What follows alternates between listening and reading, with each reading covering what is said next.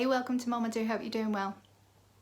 So I've finished my year 1 dosing of Mavenclad. So I've had month 1, week 1, month 2, week 1, and that's it. So that's it for year 1. Everything is done until this time next year. So the second week that I took Mavenclad, I was pretty much expecting the same side effects as I had the first week, which was true in some sense. So I had a little bit more nausea this time, and I had what I talked about on my first week was like a winded sensation. If someone's punched you in your tummy, it's almost like, or you jab yourself in your tummy. If you've ever walked into something, you get like a winded sensation up between your ribs. So I had that, very minimal, but I did have a little bit more nausea this time. I had not nausea to the point where I wanted to be sick or anything, just I felt icky, and I also didn't feel as hungry as I normally am, and if you ask my husband and my family, you know that pretty much whenever I speak to them, I'm eating.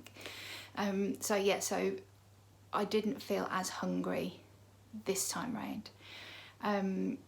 I did have some headaches, but I do get regular headaches anyway, so I don't know whether it was just accentuated by taking the Mavenclad or whether that was just me normally.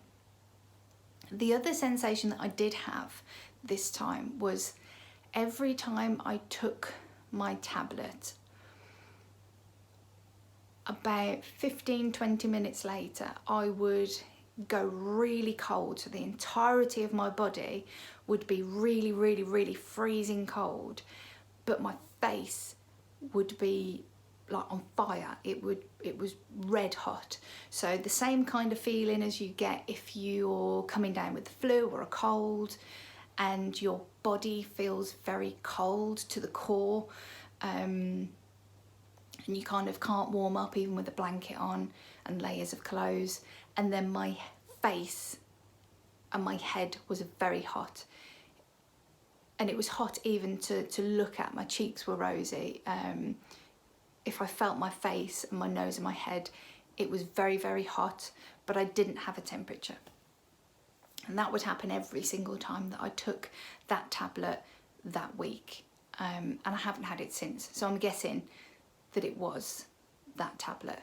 I did have, like the first time, I had insomnia, which I've never ever had in my life before.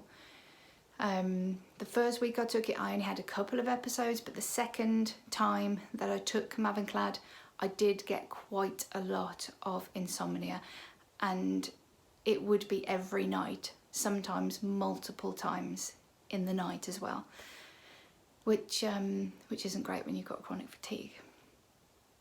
That's a vicious circle, especially when you've got a toddler as well. Anyway, those are the side effects that I've experienced in week 2 of taking Mavenclad. Nothing that I thought it would be, because I normally suffer quite badly from side effects when I take medication.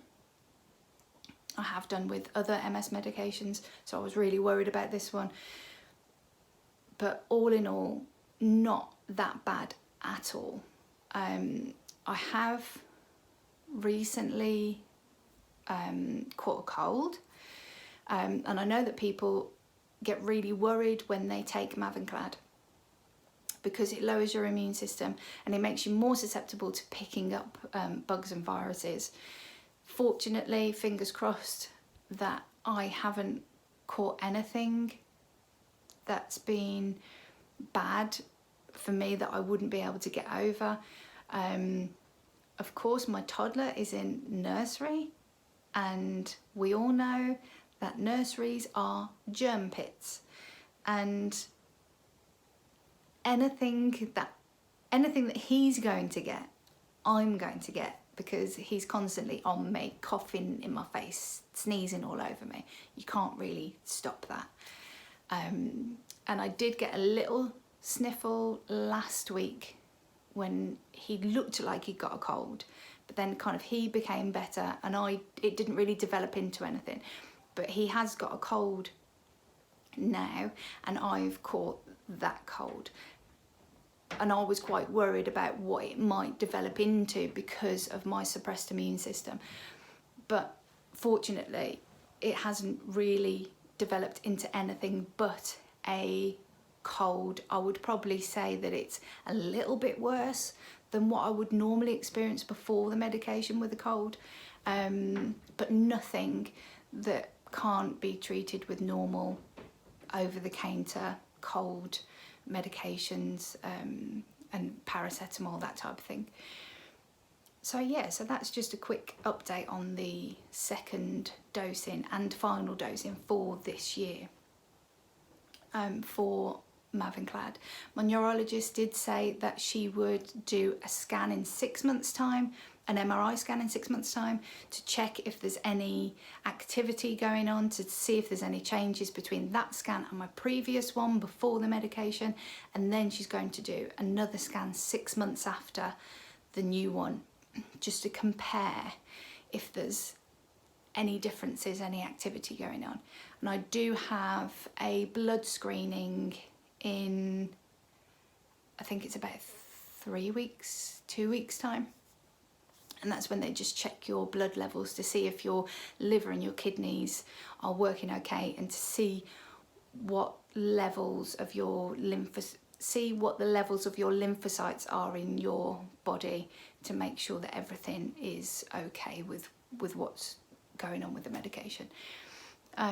So yeah, so that's it. As always, if there are any questions that you've got, anything that you think I haven't explained properly and you want more information on, just let me know.